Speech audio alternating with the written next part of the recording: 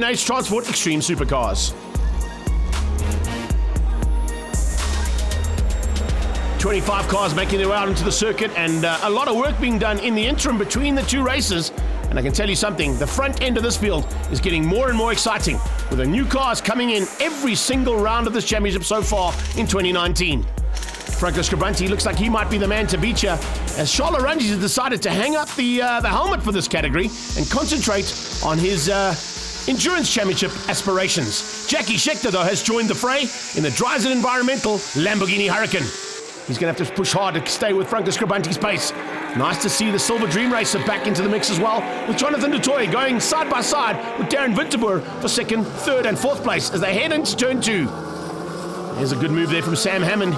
He is side by side and pushing hard with a big charge coming out of that massive BMW of Alwyn Steenkamp. Some huge improvements on that car as the rest of the field come through turn 2, heading up onto the back straight. Winterboer all over the back of du Toit. Behind that it is Franco Di Matteo. Di Matteo pushing hard in the Alpha. Giannaccaro having to go to grips with a slightly different car that he's not used to fighting with. As you can see, a couple of extra little Lamborghinis being thrown into the mix. Corey Falshank jumping out of the V8 supercar and into this Elite Tense Lamborghini. Lamborghini's fighting with BMWs. That's what we're going to be seeing in this mid-pack. And Rick Leroux is closing in on the back end there of Gianni Giannaccaro. Gianni Giannaccaro, Ricky Giannaccaro. You've got Sam Hammond in there in the Trinity security car as well. That's another of the Lamborghinis. The Deltec Batteries Alpha closing on the back end of Winterboer. The man from Bulawayo is under pressure. First time he's been out there in a new car. He's actually taken over the drive there of Boris, the very famous BMW here in Extreme Supercars. But he's under pressure there from the Italian Stallion. And Di Matteo concentrating on the Alpha today, not worrying about the big Jag in the V8s. Italian Stallions in the house, including this man, Kish Patambe in his Ferrari, fighting hard there, as you can see, and pushing to get through on Ant Blunden. He's got through on the Porsche, but Blunden is all over the back of him now, looking for a way to return the favour. They come flying out of turn number 4, Volkswagen corner. Not really any Volkswagens involved in this one, but definitely some products at the front end that you'd love to be involved in, and especially this man, Darren Winterboer, all over the back of du Toit. Du Toit, the hometown hero here, looking for a chance to just maintain, start to make a little inroad to the front end of this championship. He's been very consistent in this 430. As they come out of G&H Transport corner now, Ricky Giannaccaro applying pressure onto the back end here of that Elite Tense Lamborghini. And Corey Falshank is soaking up that pressure relatively easily. First time for him in his new car, so a little bit of teething problems to be sorted out, I'm sure, but it doesn't look like it's affecting the car at all. One thing that is affecting the Silver Dream Race of du Toit, looks like that front left-hand side of the fender might be a little bit loose. Roy Aubry under a bit of attack here, and you can see all 3 Porsches going at it. Aubry leads out at the moment, Johan de Brains on his tail, and then Ant Blunden. Blunden has got through on Kishore Patamba, and the 360 Ferrari just taking a bit of strain by the looks of things. He's using the day just to sort things out there. That car normally participates in the Endurance Championship, but now going at it in a sprint race with the Extreme Supercars. Blunden dives up the inside, can't find a way through there. Oh, problems there for du Toit. Du Toit pulls to the sideline, and Giannaccaro gets promoted up one, as does Corey Falshank. 2 Lambos. Oh, Falshank's out of shape. Oh, he got that completely wrong coming out of turn 6. Just on the loud pedal a little bit too hard, and just gets locked up and onto the grass, giving Giannaccaro a chance to head into G&H Transport corner for the first time as the second GT3 Lamborghini on track. Remember the Huracan up front. He's pushing hard and getting away. That is Jackie Schechter trying to close down on Franco Scribbanti. Scribbanti has disappeared. We can't even see him. That's how fast he's going. He really is pushing hard in that incredible 997 Porsche of his. So Ricky Giannaccaro's brother Gianni now closing in onto the back end. There you can see du Toit pulling to the sideline and trying to get a little bit of assistance from the Zwartkops marshals to get that car out of harm's way. Flying through there, Darren Winterboer now under attack from the 2 Lamborghinis. You can see both Ricky Giannaccaro and Hammond going at it. Here's our leader. Haven't really seen much of him because he disappeared at the front end to the tune of about 15 seconds quicker than anybody else. And no one is going to catch Franco Scribbanti when he's in this kind of mood. Comes flying down under brakes for the last time into G&H Transport corner, and Scuderia Scribbanti will be very happy with the performance of this 997. Takes the first victory here in the G&H Transport Extreme Supercars. Easily done in the end, beating out Jackie Schechter in that Drives and Environmental Huracan. He comes through for second place, but takes the win in the GT3 class. Darren Winterboer for his first time in Boris, and he comes through into third place there in the Barron's Motorspares BMW. Sam Hammond finishes up in fourth place in the Trinity Lamborghini ahead of Alwyn Steenkamp, Ricky Giannaccaro, Corey Falshank, and Rick Leroux in eighth place in his BMW. Not always easy to catch up with the leader, particularly when he's in the kind of pace he's running today. Here's Franco. It was relatively easy because the car is now so sorted out and so reliable. All the temperatures are under control. We've done a lot of suspension and aero work. Yeah, and the car's just so easy to drive flat out now. Aston Martin's missing, unfortunately. That's what we wanted, but that's not to be.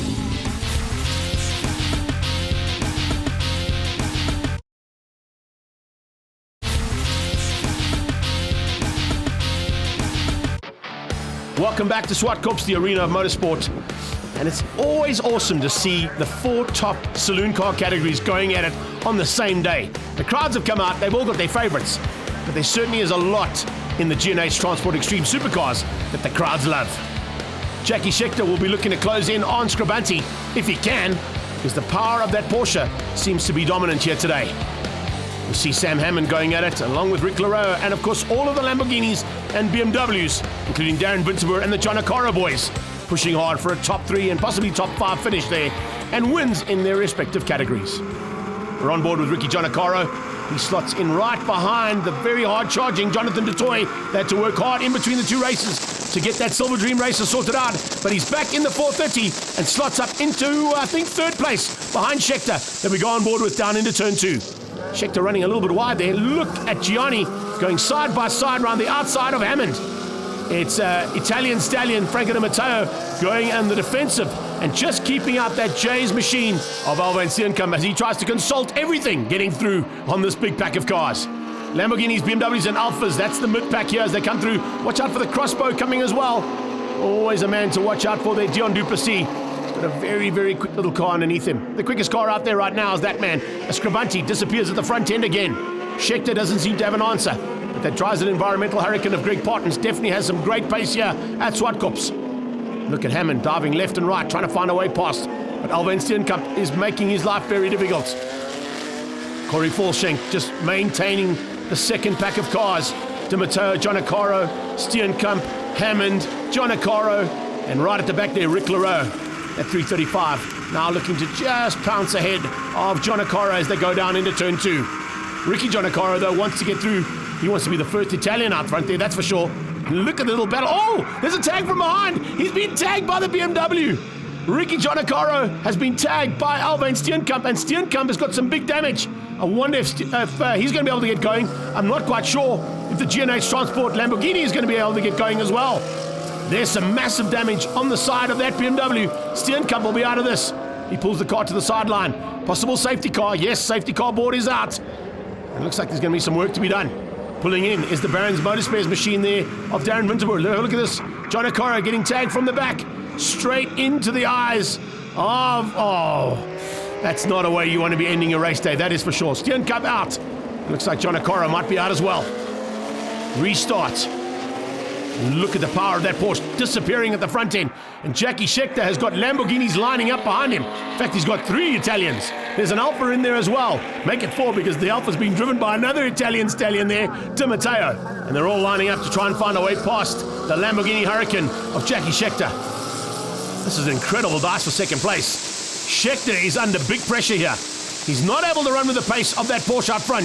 And Franco, I think, has even dialed it back slightly. He's not quite as far ahead as what he was. But the safety guy has helped him out with that one. You can see a dive on the inside from Leroux. Leroux looking for a way past. Can't find it just yet there on Di Matteo. The Deltec Batteries Alpha looking good. Just in the background, keep an eye on Dion Duplessis. The pressure that's being applied and some ticking off one by one. Oh, speaking of ticking off, there's a move from Falshank. Falshank squeezing out Scheckter. Scheckter didn't expect that. Corey Falshank, it's not what I expected from him either. What a maneuver there from Corey Falshank. Remember, this is only his second time in this Lamborghini. And all of a sudden, he's becoming a threat at the front end on Jackie Scheckter, seasoned campaigner in Extreme Supercars. Waiting to pick up the pieces is Hammond. Sam Hammond in the Trinity machine, looking incredibly good. Oh, and Falshank's out of shape. I'll give him the commentator's curse, I think, for the second time today. Just gets it all wrong and out of shape down into turn 1. Across the kitty litter, driving around on the grass now. Going to try and come back onto the circuit. He'll tuck in just behind Johan de Bruin in the Oda Curve Porsche. And as they come down into turn 2, I think he's got about half of turn 1's kitty litter. Look at all the stones coming out on that low-slung little bull. As they come through there, and Blunden trying to avoid all the stones. Dutoy closing on the back end of Hudson. Nice battle here. That's Mark Dutoy. Didn't see him too much in the first race, but that Z4 has found some good pace now in race 2. Best pace of the day, though, coming out of Scribanti as he heads toward the checkered flag. Scuderia Scribanti have spent hours and days and months on this car, and eventually it's starting to pay off here. As he heads down towards the GNH Transport turn, for the last time, Franco Scribanti going to take the double victory here today ahead of Jackie Scheckter. Or is it going to be Sam Hammond? Those two Lamborghinis are so close, heading down towards the checkered flag. And it is just Jackie Scheckter coming through there for second ahead of Hammond. So we've got Porsche, Lamborghini Huracan, Lamborghini GT3, Trofeo there in third place. Superb day's racing coming out of the Extreme Supercars again. Rick Leroux follows Sam Hammond there for fourth place in his BM335. It's Dion Duplessis who gets the crossbow up into fifth place, beating Jaco Null. Nice debut for him in that GTR, Johan de Bruin and Ant Blunden in the Porsches. Let's catch up with Jackie Scheckter after 2 victories in the GT3 class. You could actually see, compare the Porsche to the Lamborghini. But the bottom line was it's about having fun, and I wanted to try to break the second, but unfortunately it didn't work out today. I'm grateful for a great partner for making me racing Lamborghini, and it was good fun. I'm happy, it was a good day, and it was a lot of fun. Wasn't such a good day for Ricky Giannaccaro. Let's find out what went wrong. We were actually trying to make ground. We had a bit of a bad start, and we were pretty strong coming into turn 2, and out of nowhere, I think Alwyn, he's a bit of a stable mate to us. He came in hot, and he gave me a bit of a love tap on the back. Set off, it's been something on the car. So we just had to coast, bring it home and bring some valuable points home. I think we'll just go home, lick our wounds, fix our cars, dolly them up for the next round, and come back stronger. Fantastic racing coming out of our GNH Transport Extreme Supercars and the Mobil 1 V8s. The next round of their action happens at Aldo Scribanti on the 15th of June.